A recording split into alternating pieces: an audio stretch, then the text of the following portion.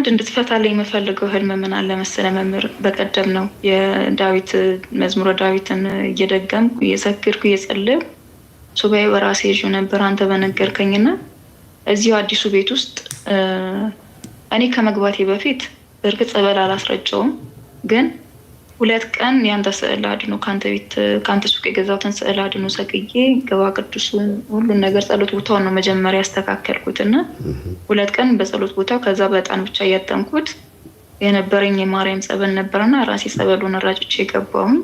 አባታችን አልተመቻቸውም ነበር መተው ጸበል እንዲረጩልኝ እና እዚሁ ቤት ነው ሱባኤውን ያዝኩትና ሱባኤውን ይዤ ምን አየሁ መሰለህ፣ በተኛውበት በአፌ አይጥ እና በማህፀኔ አይጥ ይገባል።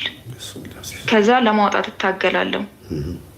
ያን አይጥ ለማውጣት እየታገልኩኝ ከራሴ ጋር እየታገልኩኝ በጣም ላብ ስምጥ አድርጎኝ ከእንቅልፌ ባንኝ ስነሳ ልጅም እየባተተ ነው አጠገቤ ያገኘሁትና እሱ ግን ምንም ነገር እንዳላየን የነገረኝ እና ግን በጣም ጥያቄ ፈጥሮብኝ በአእምሮ ውስጥ ያለ ነገር ስለሆነ ነውና ግራ ስለተጋባች ነገር እንድትሰጣልኝ። አዎ እንግዲህ በህልምሽ ያየሽው እዛው ቦታ ላይ ውስጥ እዛው ቦታ ሆነሽ ሲገባ ነው ወይስ ሌላ ቦታ ውስጥ ሌላ ቦታ ሆነሽ ሲገባ ነው? አይ በተኛሽበትማ ነው። ግን ቦታው ሴቲንጉ ይሄ ቦታው ሴታፑ የት ነው? እዛው ጸሎት ቦታ ላይ ነው መተው የገቡብሽ ወይስ ሌላ አካባቢ ሆነሽ? አይ ሌላ አካባቢ ከጸሎት ቦታ ተነስቼ ልጅ አጠገብ ነበር የተኛሁት። አዎ እንግዲህ አይጥ በባህሪዋ ሰው ስታይ የምትደነግጥ የምትበረግግ፣ ግን የሰው የሆነውን ነገር መታ ቅርጥፍ አድርጋ የምትበላ ሰላቢ መንፈስ ናት። የሰላቢ መንፈስ ውጤት ናት። የሚሽሎኮሎክ የሚደበቅ ፊት ለፊት ሊያገኝሽ የማይፈልግ ያንቺ የሆነውን ነገር ግን በድብቅ የሚሰልልሽ ሰው እንደሆነ ያስታውቃል። እና በንግግርሽና በልጅሽ በኩል እንደሚመጣ ማሳያ ነው። በአፍሽ በኩል ከገባ ከምትናገሪው ተነስቶ ከተናገርሽው የያዘ ሟርትም ሊኖር ይችላል፣ ሰላቢም ሊኖር ይችላል።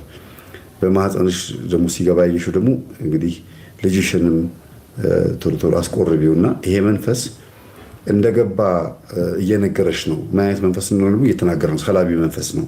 ገንዘብሽን ዝም ብለሽ የምታባክኝ ከሆነ ያለ ፕሮግራም ዝም ብለሽ የምትበትኝ ከሆነ ይሄንን መቆጣጠር አለብሽ። ቃል የገባሽውንም ነገር ቼክ አድርጊ። እንግዲህ ብዙ ጊዜ አይጥ በህልም በምንም አይነት መንገድ ትታይ አይጥ ሰላቢ ናት። ግን ደግሞ በማህፀንና በአፍ በኩል ስትገባ ከንግግርሽ ጋር በተያያዘና ከልጅሽ ጋር በተያያዘ ነው የሚያሳየውና እንዳታሰጣሽ፣ የተናገርሽውን ቃልሽን እንዳታሳጠፍሽ ተጠንቀቂ ማለት ነው። ስትታፊው መታየቱ ጥሩ ነበረ፣ ስትገባ ነው የታየችው። ያ ደግሞ አንቺ ውስጥ የገባ ነገር እንዳለ ያሳያል። በሚገባሽ ልክ ነው የሚያሳይሽ። ያ ደግሞ ምንድነው ካስተማርሽ ትምህርት አንጻር ብቻ ሳይሆን በራሱ ህልሙን ስታዩ ማንም ሳይተረጉምልሽ የምትረጂው ነገር ነው ማለት ነው። እና አዎ ይሄንን ደግሞ የምትጸልዩ በመልካ ሩፋኤል ነው ማለት ነው። በመልካ ሩፋኤል ጸልይ። መዝሙር 90 መዝሙር 22 መዝሙር 46 48 እነዚህ ጸልያቸው።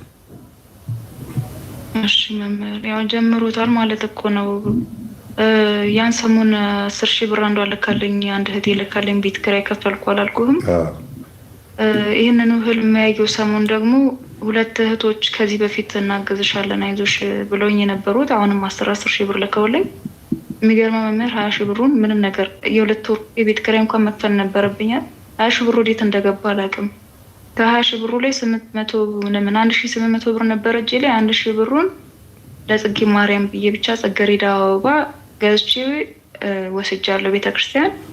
ከዛ ሌላውን ወዴት እንደገባ አላውቅም። 500 ብሩን ዛሬ ነው ለዚህ ቅዱስ ገብርኤል ሰሚት ዋሻ ገብርኤል ቤተክርስቲያን የሰጠሁት።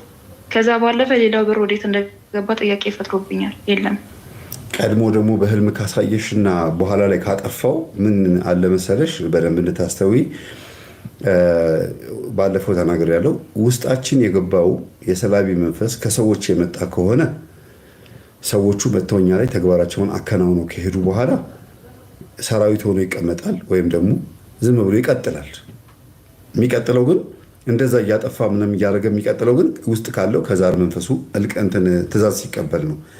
ግን ውስጥ ያለው ደግሞ የቤተሰብ የዛር መንፈስ ሊሆን ይችላል። አብሮሽ የኖረው ከሆነ ደግሞ የሚሰልብብሽ የሚወስድብሽና የሚያባክነው ግብሬን አምጪ፣ ያለኔ ሀብት ንብረት ልትይዥ አልፈቅድልሽም፣ እግዚአብሔር የሰጠሽንም ይነጥቃል፣ አንቺ ያከማችሽውን ይነጥቃል፣ ያለሽን በሙሉ እየነጠቀ አንቺን ባዶ ለማስቀረት ይሞክራል። ያ ምንድነው? የለመደው ነገር አለ። ቤተሰቦችሽ አንቺን ለእኔ ሰጥተውኛል፣ በአመቺሳም ሊሆን ይችላል፣ በሌላ በቱፍታ በምናምን በብዙ በማሳቀፍ በብዙ ነገሮች ይገባል። ታመሽም ለሱ ተገብረሽ በስለት መልክ ተሰጠሽ ሊሆን ይችላል። ያን ሁሉ ይጠብቃል። የኔ ናት ብሎ ስለሚያስብ የምታገኘውን ገንዘብ ለሱ ካልተገበረለት እሱ እዛ ውስጥ የማይሳተፍበት ከሆነ ያለሽን እየነጠቀ እያባከነ ነው አብሮሽ የሚኖረው። ለምን? እልሁን ይወጣብሻል። በስርዓቱ ግብሩን የሚሰጡት ሰዎች ያው አብረውት ይኖራሉ። የእግዚአብሔር መስመር አይፈልጉም። እዛው መጀመሪያ ገንዘባቸውን ከዛ ደግሞ ህይወታቸውን ይሰልበዋል።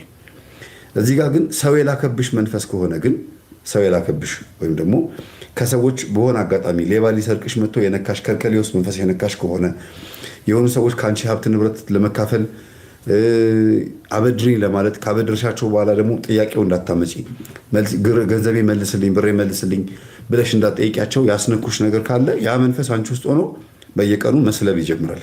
ግን ሲሰልብሽ በየቀኑ እንዲሰራ ስለታዘዘ ሳይሆን ግብሩ ነው። በቃ በዛው ምን ሆነ የሚያገኘው ግብሩን የሚያገኘው አንቺን በማናደድ በማበሳጨት ነው ማለት ነው። ይህ ነው አይደል የምናገረው? ጨጓራ ስንታመም ለምሳሌ ባክቴሪያ ከሆነ ውስጣችን አትክልት ስንበላ የተለያዩ ጁሶች ምናምን ስንጠጣ ያንን አትክልት ሎሚ ካላደረግንበት ጨጓራችን ውስጥ ያለውን ባክቴሪያ እየመገብነው ነው ማለት ነው። ጁሱ ከሎሚ ጋር ከተጠጣ ግን ጨጓራ ላይ ባክቴሪያ እንኳን ቢኖር ሊያቃጥለንም ጨጓራችንን ግን ባክቴሪያውን ይገለዋል። ግልጽ ነው። ጨጓራችን ውስጥ ባክቴሪያ ማለት ትል ማለት ነው። ዞሮ ዞሮ የማይታይ ትል። ያ የጨጓራ ትል ወይም ባክቴሪያ የምትመገቢው ነገር አብሮ ይበላል ማለት ነው። ግን እሱን ሊበላ ሲሞክር አንቺን እያሳመመች ነው የሚበላው።